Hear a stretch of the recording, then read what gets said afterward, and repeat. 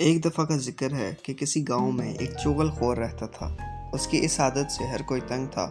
चुगलखोर ने चुगली छोड़ने की बहुत सी कोशिश की, मगर वो इसमें कामयाब ना हो सका।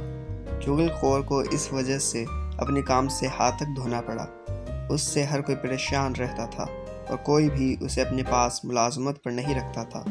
लिहाजा उसने अपना पेट पालने के लिए दूसरे गांव जाने का फैसला किया। वहाँ जाकर उसको एक उम्मीद की किरण नजर आई, क्योंकि ना वहाँ उसे कोई पहचानता था और ना ही कोई उसे वहाँ जानता था।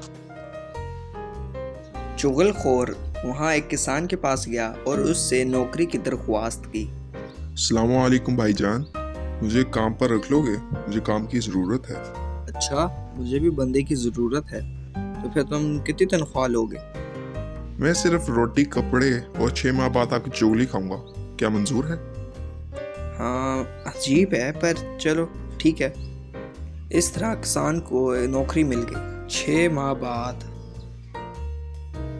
चुगलखोर का दिल चुगली खाने को किया, तो फिर वो किसान की बीवी के पास गया और उससे कहा, मेम साहब, आपके शोहर का जिस्म कौड़ी हो गया है और कौड़ी का जिस्म नमकीन होता है।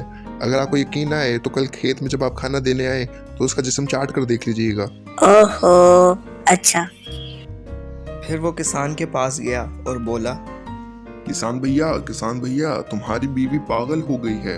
वो लोगों को काटती फिरती है। अगर यकीन ना आए तो जब वो कल खाना लेकर खेत में आए तो तुम उसे देख लेना। फिर यहाँ से वो किसान के सालों के पास गया और उनसे कहा, तुम्हारी बहन का शोहर तुम्हारी बहन को बहुत मारता है। तुम्हारी बहन शर्म के मारे तुम्हें नहीं बताती। अगर यकीन ना आए तो कल दोपहर को खेत में आकर देख लेना। फिर वो सीधा किसान के भाइयों के पास गया और उनसे कहा, तुम्हारा भाई किसान बहुत बड़ी मुश्किल में गिरफ्तार है।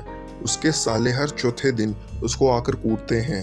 अगर यकीन ना आए तो कल खुद खेत में आकर देख लेना। अगली सुबह किसान की बीवी खाना लेकर खेत में दाखिल हुई।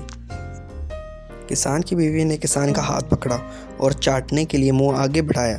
किसान ने पीछे जंप लगाई और उसकी पिटाई शुरू कर दी। ये देखकर किसान के साले दूसरी तरफ से निकले और किसान को पकड़कर मारना शुरू कर दिया। ये मंजर देखकर किसान के भाई दूसरी तरफ से निकले और एक जबरदस्त लड़ाई शुरू हो गई। फिर साथ वाले खेत के लोगों ने आकर लड़ाई रुकवाई और मालूम हुआ कि ये सब काम चुगलखोर का था और चुगलखोर इस गांव से भी भाग चुका था। आज हर चुगलखोर कहने पर नाराज होता है, क्योंकि उसे डर होता है कि कहीं किसान के साले उसे पकड़ ना लें। चुगलखोरी ना करो ते चैनल ਨੂੰ सब्सक्राइब करो।